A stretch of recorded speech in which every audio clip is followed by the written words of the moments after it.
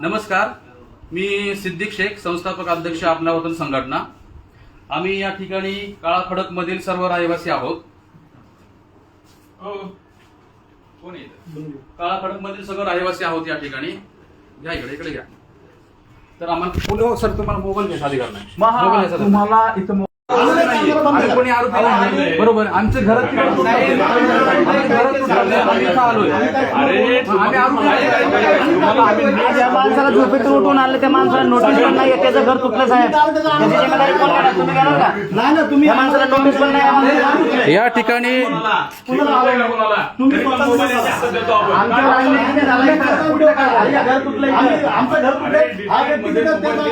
Detain करणंच बेकायदेशीर आहे। या ठिकाणी आम्हाला काळा खडक मधील 10 ते 15 जणांना आमचा या ठिकाणी डिटेन करण्यात आलंय। सकाळी 6 वाजता कुणाला पहाटे 4 वाजता या ठिकाणी डिटेन करण्यात आलेलं आहे। आता माझा मोबाईल या ठिकाणी एक पोलीस इथे येऊन त्यांनी माझा मोबाईल या ठिकाणी हिसकावून घेतलेला आहे आणि इतरांचे सुद्धा मोबाईल जमा केलेले आहेत। या ठिकाणी कुठल्या कायद्यामध्ये असं सांगितलेलं आहे की पोलीस स्टेशनमध्ये शूटिंग करता येत नाही। तुम्ही कुठल्या कायदे आम्हाला कसलंही कारण सांगितलेलं नाहीये। आम्हाला इथं 10 ते 12 जण या ठिकाणी आम्ही आहोत, कसलंही कारण आम्हाला न सांगता त्यांनी आम्हाला उचलून या ठिकाणी आणलेलं आहे। आमचा पोलीस बांधवांवरती काय आक्षेप नाहीये, परंतु पोलीस बांधवांना जो कुणी हे इन्स्ट्रक्शन्स देतोय, जे कोणी वरिष्ठ इन्स्ट्रक्शन्स देतात त्यांच्यावर आम्ही हे सवाल विचारतोय की आम्ही जे हे काय आज आम्हाला अचानक सकाळी पहाटे 6 वाजता तिथं उचलून आणलेलं आहे, आम्हाला कारण काय? आम्हाला उचलून आणण्याचं कारण काय? आम्हाला ताब्यात घेण्याचं कारण काय? आणि जर का आम्ही हे आरोपी असू, गुन्हेगार असू, तर आम्हाला अरेस्ट करा, आम्हाला अटक करा, आम्हाला कोर्टासमोर न्या। आम्ही काय गुन्हा केला तो आम्हाला दाखवून द्या। आम्ही ह्या जनतेच्या न्याय हक्कासाठी लढतोय। आज मला सांगा, पिंपरी चिंचवड शहरामध्ये डीपी प्लॅन अजून मंजूर झालेला नाहीये। डीपी प्लॅन वरती हरकती सूचनांचा कार्यक्रम चालू आहे, पुढे त्याला सँक्शनिंग होणार आहे। पण असं असताना सुद्धा आज अचानक काळा खडक येथील रोड वायडिंगचा बहाणा करून त्या ठिकाणी त्या झोपड्या तोडल्या जात आहेत। त्या बिचारा लोकांना राहण्याची व्यवस्था नाहीये, त्यांचं पुनर्वसन न करता त्यांना असं रस्त्यावरती आणलं जातंय। 1972 सालपासून त्या ठिकाणी नागरिक राहत आहेत। असं असताना त्या नागरिकांना ज्या पद्धतीने कारवाई केली जात आहे, अतिशय अन्यायकारक पद्धतीने कारवाई केली जात आहे। त्या तिथल्या हजारो लोकांचे संसार उघड्यावरती आलेले आहेत। आणि हे जे पोलीस प्रशासन जे आहे, पोलीस प्रशासन फक्त ते बिल्डरचं ऐकून किंवा त्या शेखर सिंगचं ऐकून, शेखर सिंग हे जे अधिकारी आहेत ते सुद्धा जनतेचा नोकर आहेत, किंवा हे पोलीस सुद्धा जे असतील ते सुद्धा जनतेचा नोकर आहेत। असं असताना आम्हाला ज्या पद्धतीने इथं तुम्ही आता माझा मोबाईल हिसकावून घेण्यात आला, आम्हाला उलटसुलट बोलण्यात आलं, जे आम्ही का आरोपी आहे का, आम्ही का गुन्हेगार आहे का, ज्या पद्धतीने आमच्याशी या ठिकाणी वागलं जातंय ते अतिशय निषेधार्ह आहे। आणि तुम्ही या ठिकाणी बघू शकता ह्या आपण बोल आपण किती वाजता हे केलेलं? मला 6 वाजता उचलून आणलं। मला 6 वाजता उचललं, मला 5:30ला 5:30ला 7 वाजता आम्हाला 5:30ला उचलून आणलं। 7 वाजता मी तर घरात झोपलेलो होतो। घरात 6 वाजता ते आले आणि 6 वाजता घरातून उठून आले, मग कपडे घालून बाहेर आणले मला 6 वाजता।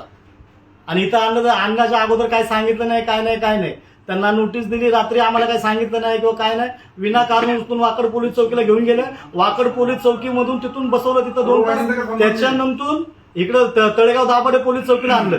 तळेगाव दाभाडे पोलीस चौकीला आणलं। आता म्हणतात मला सोडू 4 तास झाले। आम्ही विचारतो की आम्हाला का आणलेलं, कोणी उत्तर काय देत नाही आम्हाला, विनाकारण परेशान करतात आहे। आणि आम्हाला म्हणतात की मोबाईल वापरू नका, तुम्ही हे वापरू नका, उलट सोडतात, आम्हाला धमकी देतात, अंगावर येतात ते पोलीस, इथले स्थानिक पोलीस। तर आम्हाला कृपया करून की त्या पोलिसांनी आम्हाला नोटीस द्यावी इथून जाण्याच्या अगोदर की आम्हाला इथं का आणले। सकाळी 5:30 वाजता घरी आले होते। माझ्या तर घरी साहेब सकाळी 4 वाजता आले होते। मग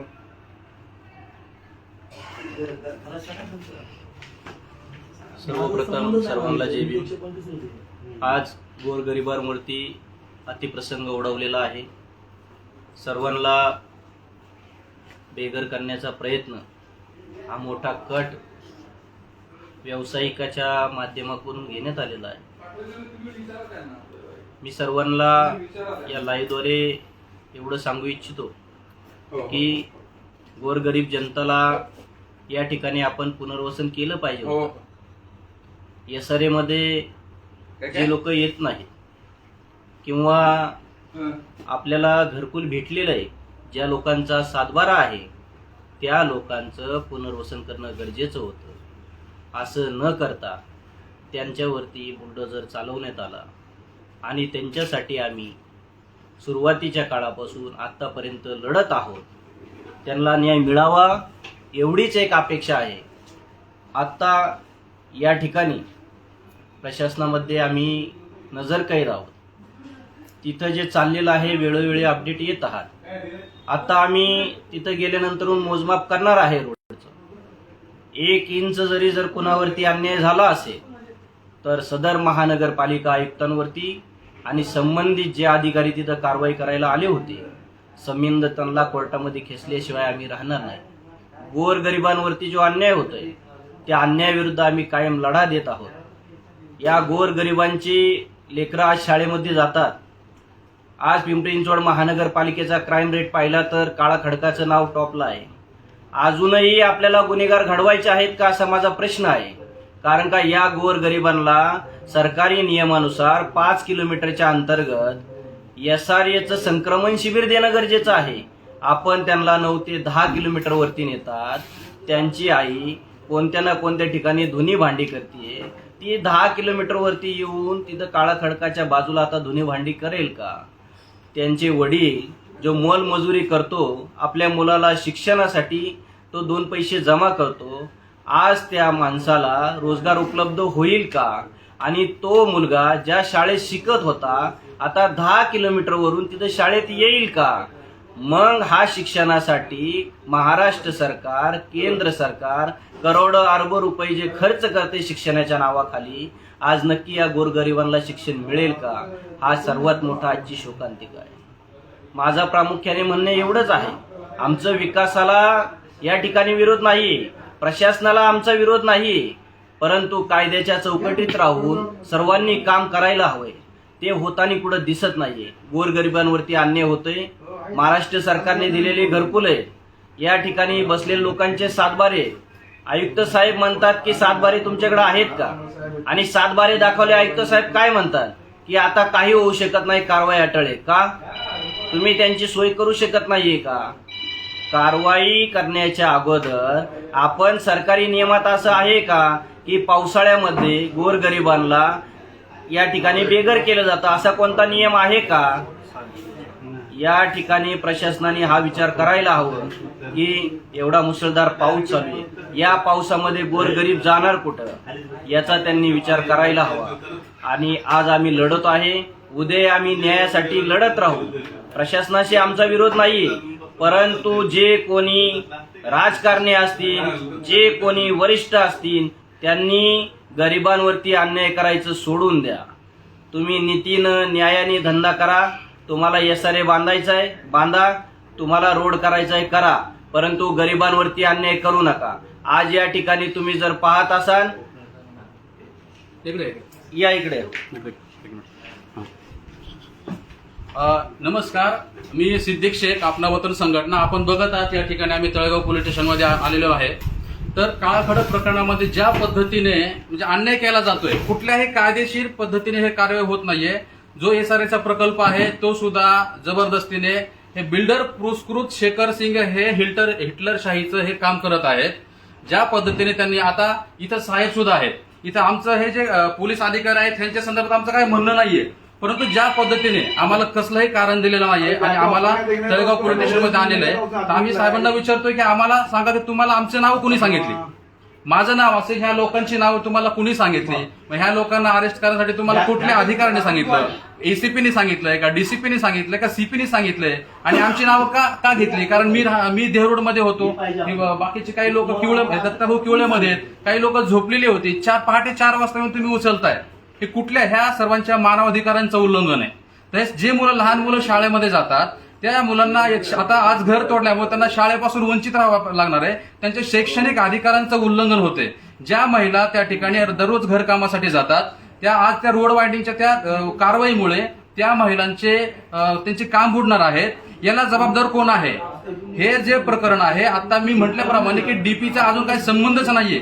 BRT साठी ते रोड वायडिंग करतात सांगत आहे, परंतु शहरातले सगळे BRT बंद पडलेले आहेत. एक सुद्धा BRT मार्ग चालू राहिलेला नाहीये, सगळं फेल गेलेलं आहे. असं असताना फक्त हे गोरगरिबांची घरं उठवण्यासाठी बिल्डरच्या सांगण्यावरून, केवळ बिल्डरच्या सांगण्यावरून आयुक्त शेखर सिंह आणि ही पोलीसची यंत्रणा जी असेल ती यंत्रणा हे काम करत आहे. त्याच्यामुळे आम्हाला एवढं म्हणायचं की हे आदेश आज आम्हाला डिटेन करण्याचे आदेश डीसीपी साहेबांनी दिलेत, सीपी साहेबांनी दिलेत, लेखी आदेश दिले असतील तर आम्हाला लेखी आदेश द्या, किंवा आम्ही जर गुन्हे केले असतील तर आम्हाला इथं अटक करून तुम्ही ताब्यात घ्या, आम्हाला कोर्टासमोर हजर करा, आमचं काही म्हणणं नाही. परंतु गोरगरिबांचे संसार हे भर पावसाळ्यामध्ये मला तुम्ही सांगा, भर पावसाच्या वातावरणामध्ये तुम्ही 100-500 पोलिसांचा फौजफाटा घेऊन त्या रोडवरती येऊन थांबता.